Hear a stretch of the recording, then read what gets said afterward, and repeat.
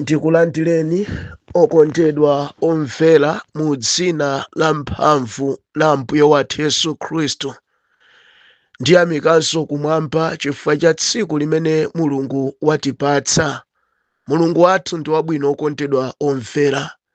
Amatikonda, amatisamala, amatisunga, ndi Mulungu wokhulupiririka.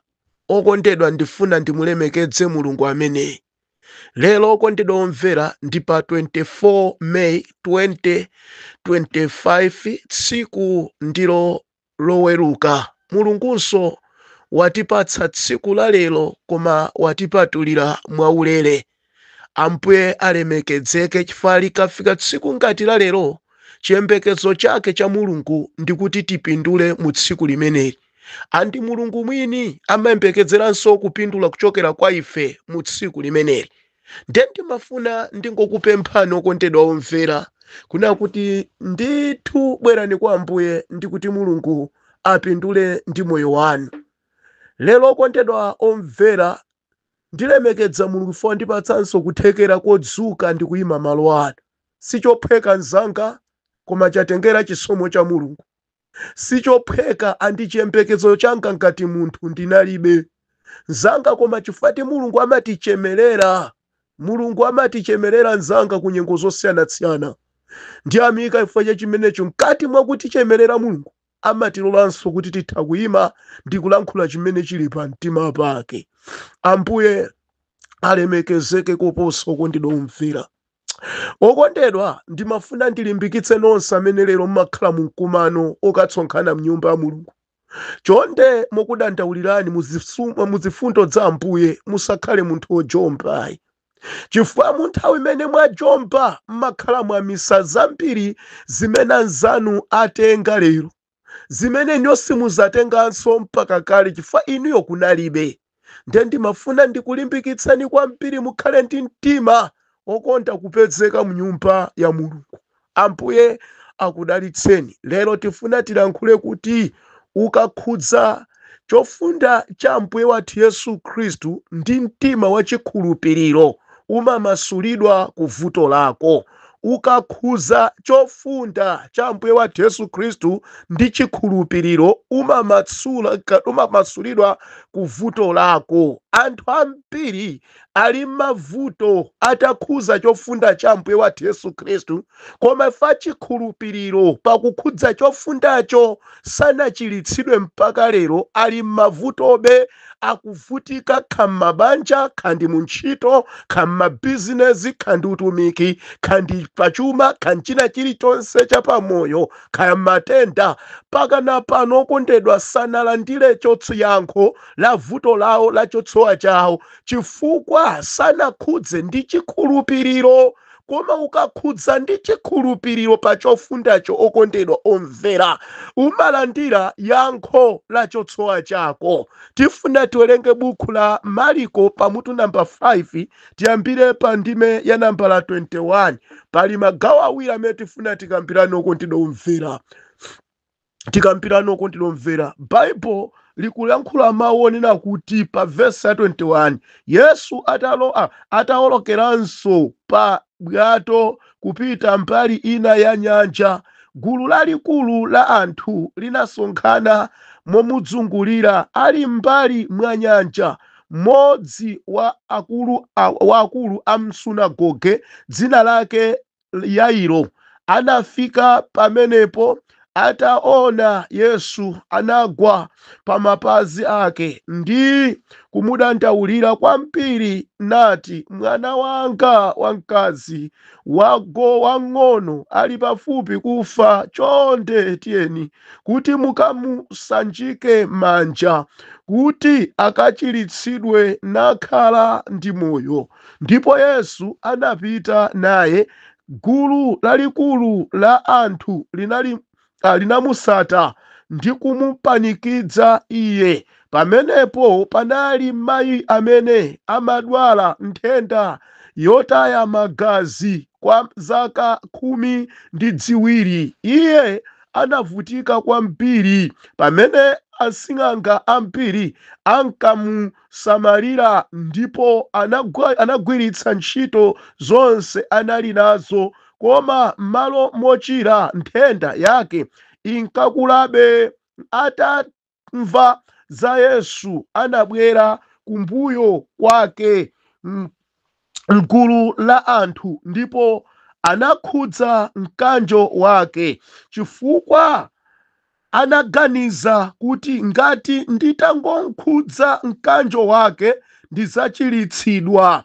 Nthawi yomweyo magazi ake analeka kutuluka ndipo anamva m'thupi mwake kuti wamasulidwa ku vuto lake. Mulungu, lemekezani mawu anu, mawu awa ngamoyo.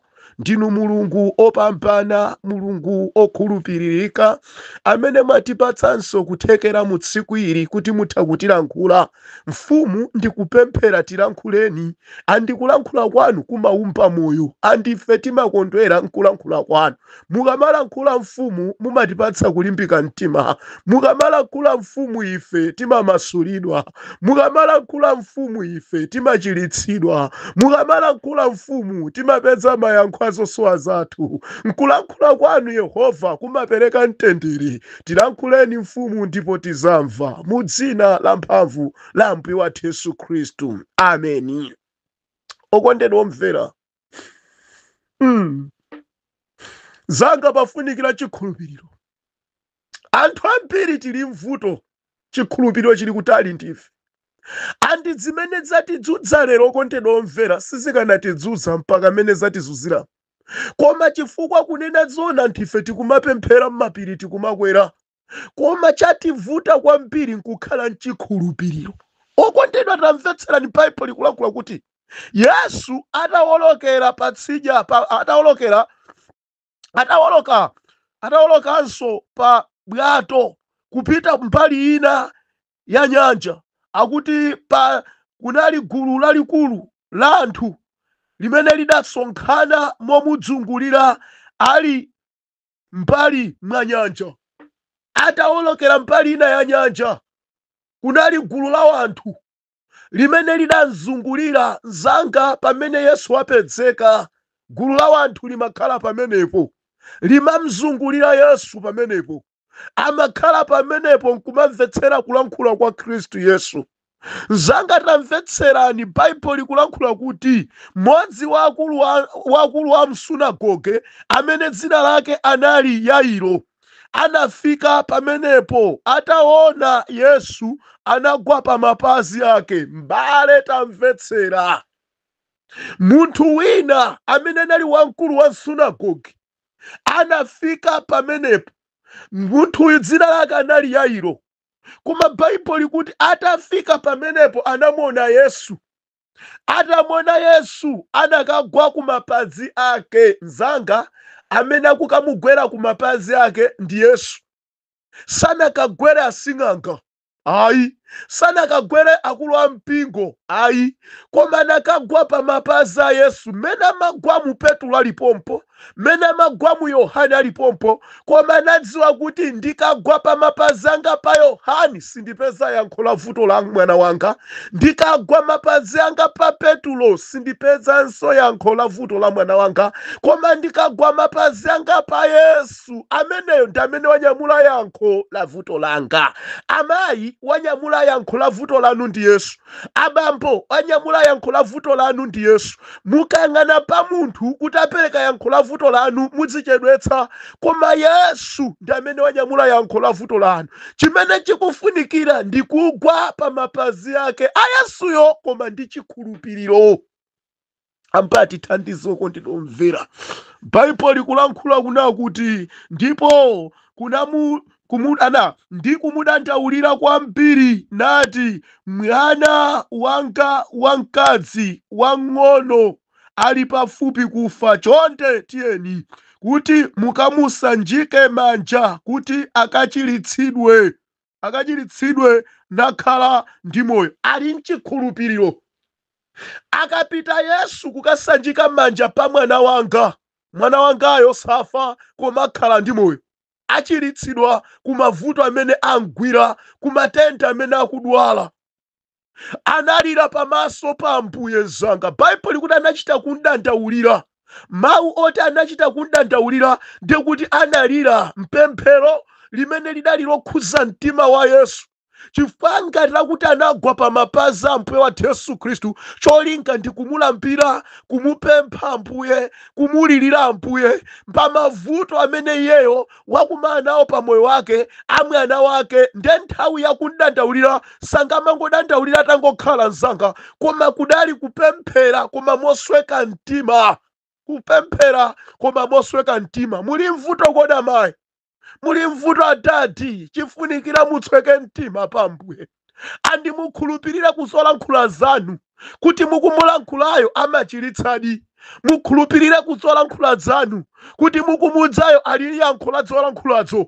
Koma ngati muzingolankhula monga mmene anthu amalankhulira, mudabwa kuti ndiwo mwalankhula zochuluka koma yankho la zimene mukufuna simukulandirayi. Ndifa kuti anthu ambiri amapemphera, anthu ambiri amafika pa Ambuye, koma vuto safika ndi mtima wachikhulupiriro. Zosatira zake achoka adakadwalabe, achoka ali mu nyengo za umphawibe, achoka ali mu nyengo zosowa banjabe, achoka ali mu nyengo zosowa mwanabe. Chifukwa pofikapo sanafike ndi mtima wachikhulupiriro. Koma mnyamata uyu Yairo wafika ndi mtima wokhulupirira. Ndikachoka pano ndi Yesu kupita ku nyumba ya mwana wanga, mwana wanga akakhudzidwa ndi Yesu ngakhala ali pafupi kufa, koma iyeyi akachiritsidwa. Chifukwa palibe chomulaka Yesu. Matenda ngakhala mphamvu bwanji, koma akakumana ndi Yesu matendawo amavomereza ndipo matenda amachira.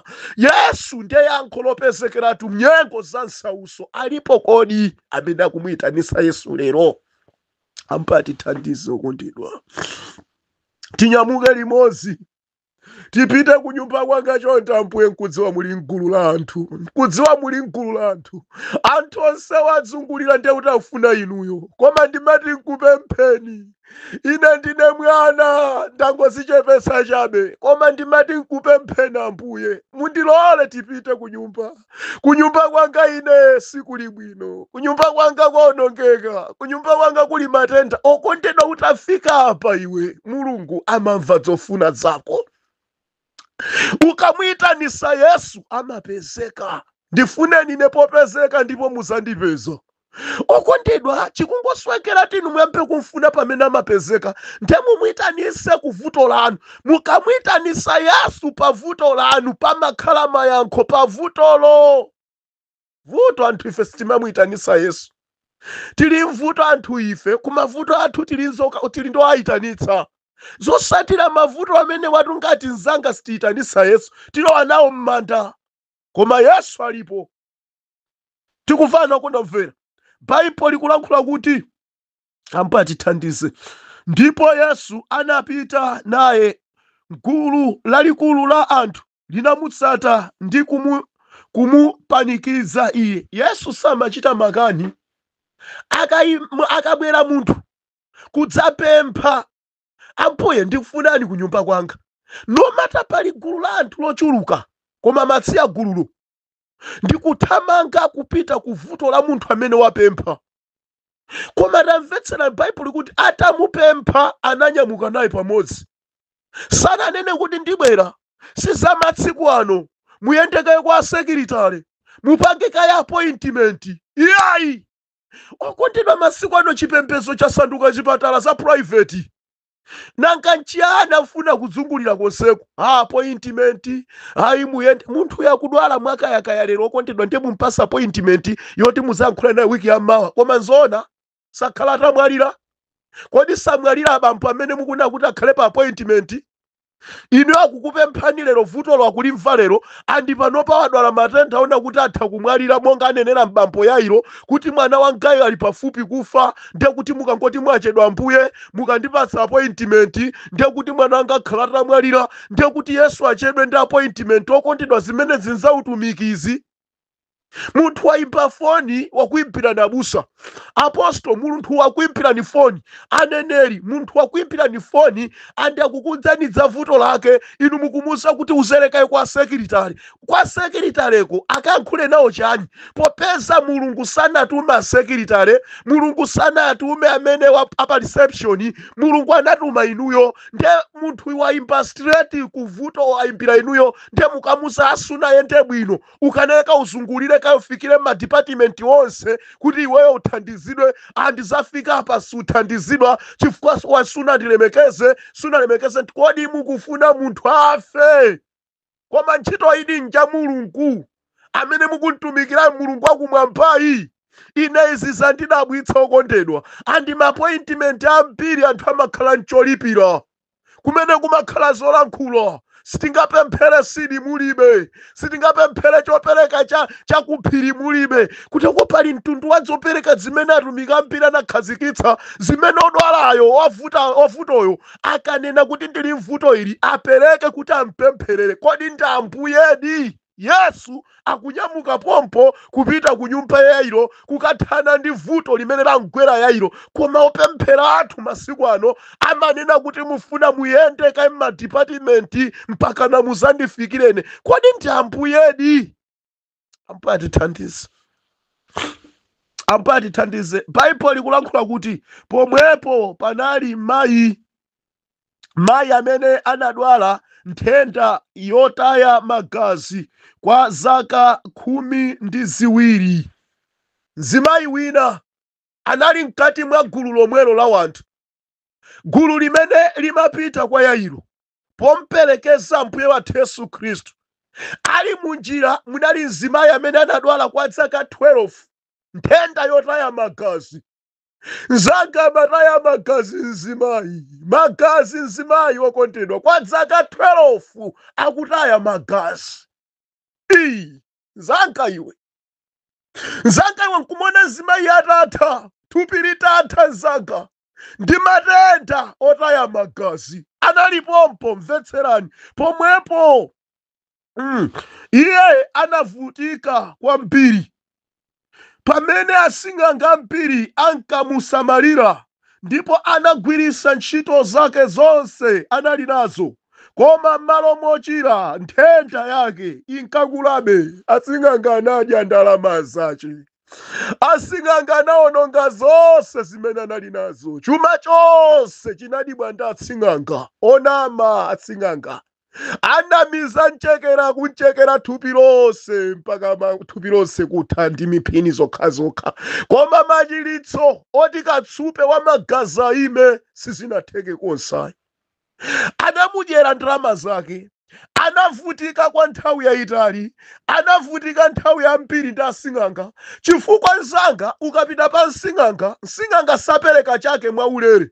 Kungofika amati chiponda nthengo, pamwamba pa chiponda nthengo amakutchajaso ndalama zonsezo ulipire. Mayi analipira chifukwa anali mvuto ndiyeyi, amene amafuna kuchiritsidwa ndiyeyi. Ukakhala mvuto iwe umangovomera china chilichonse chimene akuze anthu, chifukwa iwe chimene umampekezera nkuchoka mvutolo. Ndi akangoti ndalama umapereka ndalama, kayakuza kuti ubwerese TV ija umanyamula nkuwapereka. Chimene mfuna machiritso zinthu zinchani, ndikachira nzazipezanso nzasaka. Mzimayi amene zinachitikira ndalama zonse zinatha.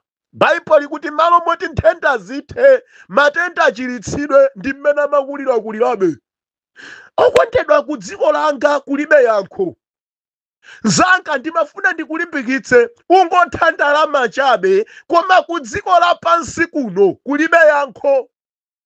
Kulibe yankho amayi. Pamavuto anu ku dziko lapansi kulibe yankho. Muyenda mudzungulira, mukhala mdzikolo chifukwa tamvetsera kwa msing'anga wake komweko anzako anapita ana matenda komweko. Anapeza kuti atamwadzi mankhwalazo anaonesa ngati achira. Iwo afabwa kuteko zimaonetsera kuti ndingo pangokhala kachisomo kona kuti m'bale iwo achira.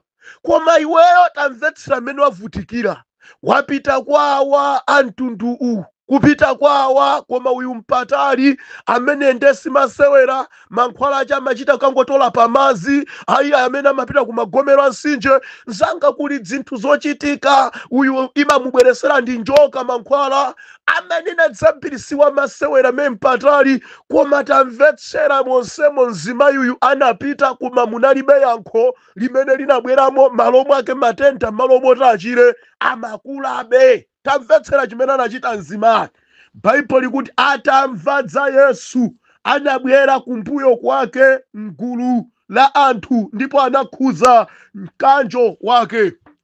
Atamva za Yesu ndiye kuti mu nthawi ya mavuto ake, mu nthawi ya matendayi, mu nthawi ya kupita mwa asing'anga anali asanamve za Yesu. Anali asanamve za Yesu. Amaona ngati mayankho ake ali ku dziko lapansi chifukwa anali asanamve za Yesu. Mwanjira ina kuthamanga mmapita mwa asing'anga nzanga ndi chizindikiro chonena kuti sunamve za Yesu. Kumapita kwa alawuli openduza ndi chizindikiro choti sunamve za Yesu. Ukamva za Yesu umayenera kupita kwa Yesu. Atamva za Yesu mzimayi, Baibulo likunena kuti haleluya, anabwera kumbuyo kwake gulu la anthu ndipo akuti anakhuza mkanjo wake. Anakhuza mkanjo wa Yesu. Chifukwa chani? Anamva za Yesu. Mene amamva za Yesu nkuti ndalama zapita. Mene amamva za Yesu nkuti chuma chatha. Mene amamva za Yesu alibe chilichonse. Baibulo likuti izani kwa ine kwa nonse akulema ndi akuthodwa ndipo ine ndizakupumulitsani. Mawawa afuna tionetse kuti umakhala kuti nzeru zatha, mphamvu ulibe, kuthekera kwina kulikonse pakha ulibe, choti chingakunyamuse kupita kwina ulibe. Pamenepo Yesu akuti udze, andi ukadza kwa ine ndidzakupumulitsa. Ndiye kuti chimene Mulungu akuyembekeza lero, chimene Yesu akuyembekeza lero ndikuti papezeke wina athodwe ndipo aleme. Akatero adze kwa Yesu, kwa Yesuko apulumulitsidwe ku nyengo zake. Mzimayi anathodwa. Mzimayi uyu anaza kwa Yesu chifukwa anathodwa. Analema ndatafika anapita kumbuyo kwa Yesu, kwa mbuyo wa Yesu Kristu, ndipo anana kuti ndikakhudza chofunda ichi ndichilitsidwa. Ndikhuza chofunda. Ine sifuna kulankhula ndi Yesu ayi, koma ndingokhuza chofunda. Nzanga kuti ndi chimene chikuchitika pa iye anamva za Yesuyo. Ndiye kuti anthu anafotokoza kuti ndi mamuna ochilitsa, ndi mamuna opulumutsa, palibe chomulaka iye. Ukakumana naye iwe ndi mtima wa chikhulupiriro mavuto ako amatha. Koma ngati upita opanda chikhulupiriro iwe okhalabe m'mavuto, chifukwa chikhulupiriro chako chimene chimakanyamula yankho la vuto lako kwa Yesu. Ndiye upite mchikhulupiriro. Anamva zimenezo anthu akulankhula. Andi atamva chimene chinampanga kuti nditangokhudza chofunda mkanjo okhawo takumasulidwa ine. Koma nkuti twatayenda mwa asing'anga. Baibulo likulankhula kuna kuti chifukwa anaganiza kuti ngati nditangokhudza mkanjo wake ndizachilitsidwa.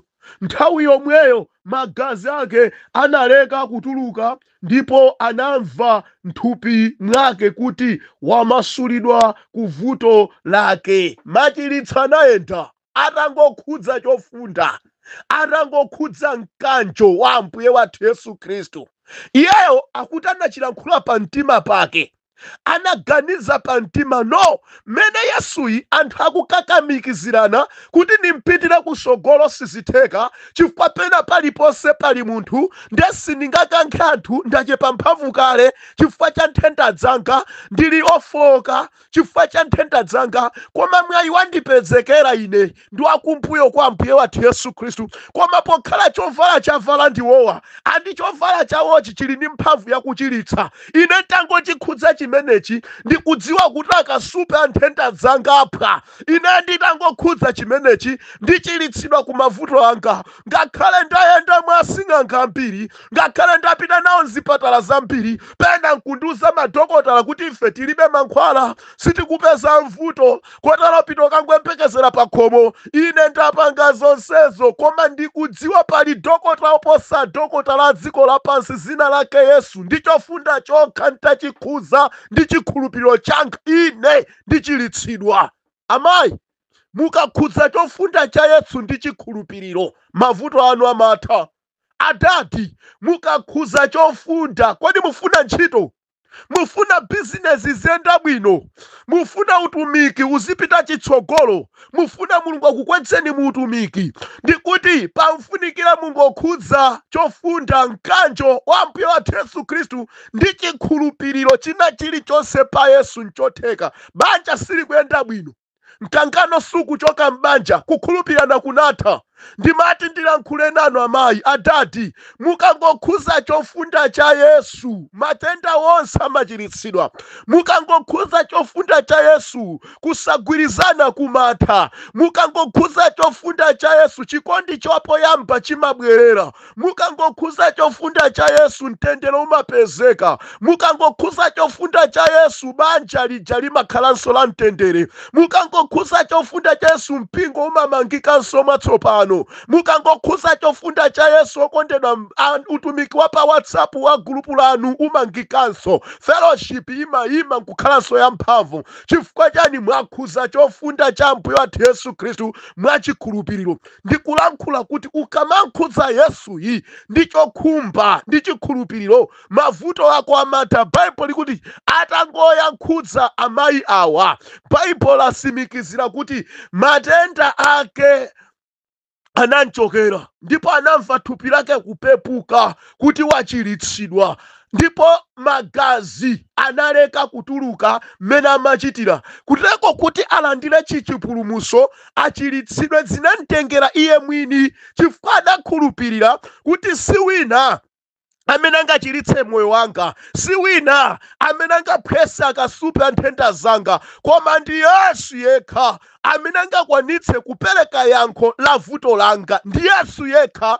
amene angakwanitse kupereka yankho la vuto lanu amayi, adati, nyamata, msungwana, abusa anzanga, ndi Yesu yekha amene angakwanitse kupereka yankho la vuto lanu. Achimwene, ndi Yesu yekha amene angakwanitse kupereka yankho la vuto lanu. Kudziko kumutha kuyenda, mabanja awo kusayenda bwino, mwankhoswe mupita, koma ndi Yesu yekha amene angakwanitse kupereka mtendere nyumbamo. Amayiwo kuti asiye kuyendayenda, adadi wasiye kuyendayenda, tangokhudza mkanjo wa Mbuye wathu Yesu Khristu ndi chikhulupiriro. Ulankhule mawu, ndifuna mamuna wanga akhuzumuke, mkazi wanga akhuzumuke, aziona kuti ine mamuna wake, aziona kuti ine ndi mkazi wake, akamandiona samandione ngati munthu wadera. Chimenechi ukalankhula ndi utakhudza mkanjo wa Mbuye, chofunda cha Yesu mzanga, usadabwa mzimayi amene samamvera wampa kumvera, mzibambo amene samakonda mpa kukonda. Chachitikiranji? Wakhudza chofunda cha Mbuye,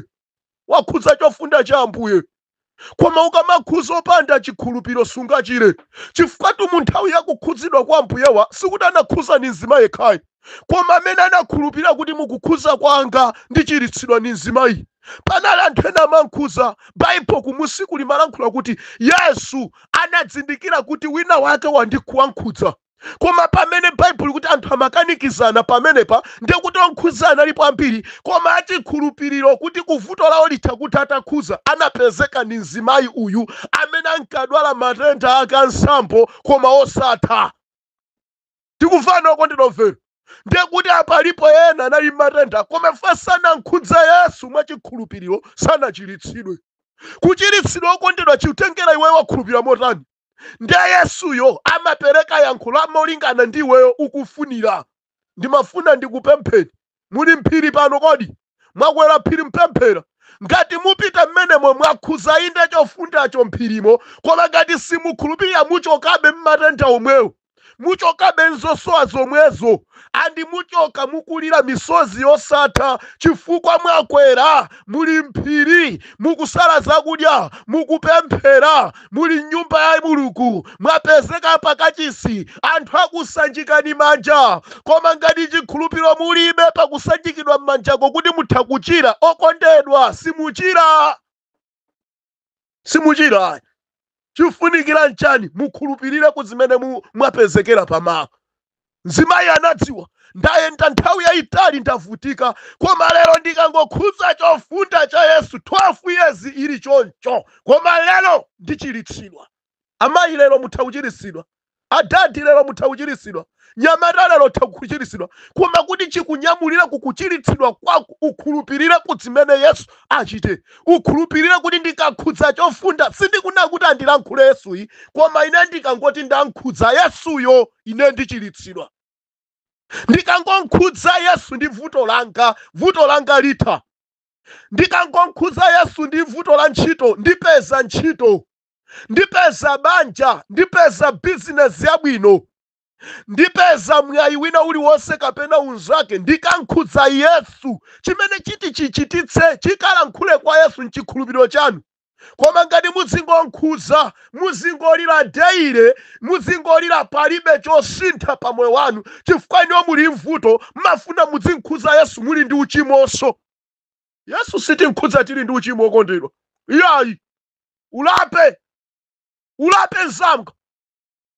Iweyo kamankhudza Yesu uli ndi chimo sakuchiritsa chifukwa chimolo limachinga mayankho a vuto lako. Ulape ukuyenda moyo otani mmoyo wako? Kodi ulibe chosutsana ndi Mulungu pa mtima pako?